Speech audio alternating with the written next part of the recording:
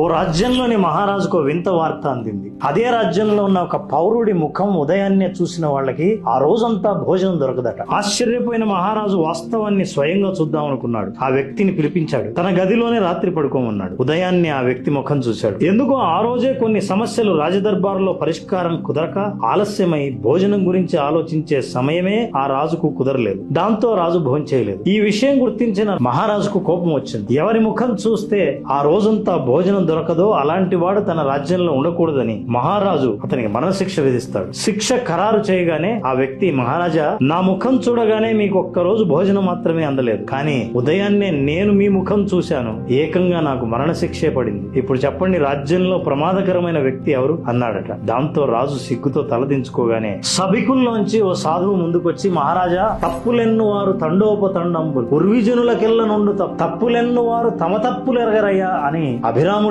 వేమని చెప్పినట్టు మన చుట్టూ కూడా ఇలాంటి వాళ్ళు చాలా మంది ఉంటారు కదండి, వాళ్లకు వర్తిస్తుందేమో.